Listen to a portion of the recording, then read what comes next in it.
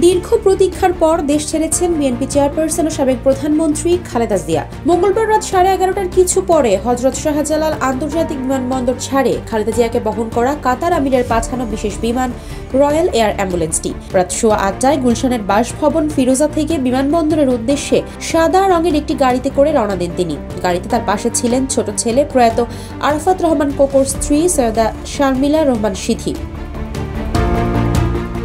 BNP প্রধানকে বিদায়ী শুভেচ্ছা জানাতে বিমানবন্দর এলাকায় উপস্থিত ছিলেন হাজার হাজার নেতাকর্মী। কাতারের রাজধানী দোহায় কিছু সময় যাত্রা বিরতি দিয়ে আজ বুধবার লন্ডনের হিথ্রো বিমানবন্দরে নামার পর খালেদা জিয়াকে সরাসরি হাসপাতালে নেওয়া হবে। খালেদা জিয়ার ব্যক্তিগত চিকিৎসক অধ্যাপক AZM জাহিদ হোসেন জানিয়েছেন, বিশেষায়িত হাসপাতাল লন্ডন ক্লিনিকে বিএনপি চেয়ারপারসনকে ভর্তি করা হবে। সেখানকার চিকিৎসকরাই তার পরবর্তী চিকিৎসার বিষয়ে সব সিদ্ধান্ত নেবেন। চিকিৎসার জন্য যুক্তরাজ্যের উদ্দেশ্যে দেশ ছাড়লেও বিএনপি চেয়ারপারসন ও সাবেক প্রধানমন্ত্রী খালেদা জিয়া পেছনে রেখে গেছেন অনেক প্রশ্ন।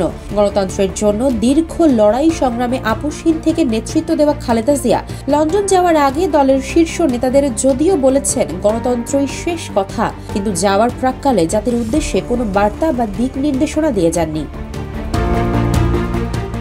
অন্যদিকে দীর্ঘদিন ধরে বিএনপির দ্বিতীয় সর্বোচ্চ নেতা দলের ভারপ্রাপ্ত চেয়ারম্যান তারেক রহমান লন্ডনে রয়েছেন। এখন খালেদা জিয়াও লন্ডন গেলেন। ফলে দেশে দলীয় নেতৃত্ব কেমন হবে, ছেলে তারেক রহমানের সঙ্গে আগামী নির্বাচন বিষয়ে আলোচনা হবে কিনা, যুগপৎ আন্দোলনের শরিক দলগুলোর মধ্যে ঐক্য ধরে রাখা কিংবা অতি সম্প্রতি শিক্ষার্থীরা নতুন দল গঠনের যে কথা বলছেন তা নিয়ে বিএনপির উদ্বেগ নিরসন কিভাবে হবে, এসব বিষয় সামনে আসছে।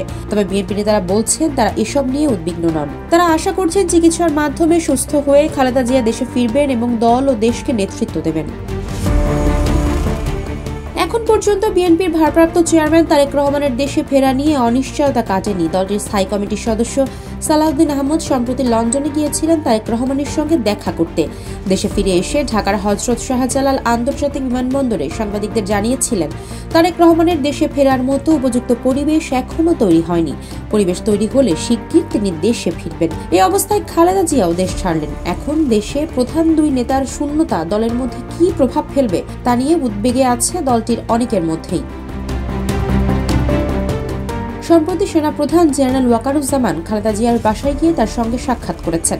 ওই সাক্ষাৎকার নিয়ে রয়েছে নানা কৌতূহল, নানা প্রশ্নের ডালপালা মেলেছে। তবে ওই সাক্ষাতের মধ্যে নেতিবাচক কিছু খুঁজে পাননি বিএনপির নীতি নির্ধারকরা, বরং ছাত্র জনতাদের নিয়ে রাজনৈতিক দল গঠন, জুলাই বিপ্লবের ঘোষণাপত্র নিয়ে বিএনপির মধ্যে যে সন্দেহ সংশয় দেখা গিয়েছিল সেই প্রেক্ষাপটে সেনাপ্রধানের সাক্ষাৎকে ইতিবাচক দৃষ্টিতেই দেখছে বিএনপি।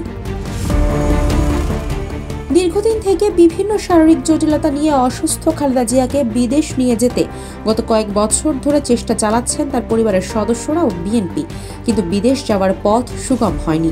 তবে গত 5 জানুয়ারি আওয়ামী লীগ সরকার ক্ষমতাচ্যুত হওয়ার পর দেশের সব রাজনৈতিক পথ পরিবর্তনের 5 মাস বাদে সেই পথ সুগম হয়। জানা গেছে, লন্ডনে খালেদা জিয়ার চিকিৎসার সামগ্রিক সমন্বয় করবেন তার পুত্রবধূ হৃদরোগ বিশেষজ্ঞ ডাক্তার জুবাইদা রহমান এবং অধ্যাপক ডাক্তার শাহাবুদ্দিন তালুকদারের নেতৃত্বে 6 সদস্যের মেডিকেল টিম। এছাড়া যুক্তরাষ্ট্রের জন হপকিন্স বিশ্ববিদ্যালয় হাসপাতালের কয়েকজন বিশেষজ্ঞ চিকিৎসকেরও লন্ডনে আসার সম্ভাবনা রয়েছে। আফসারা নাজ, নিউজ ডেস্ক, ইত্তেফাক।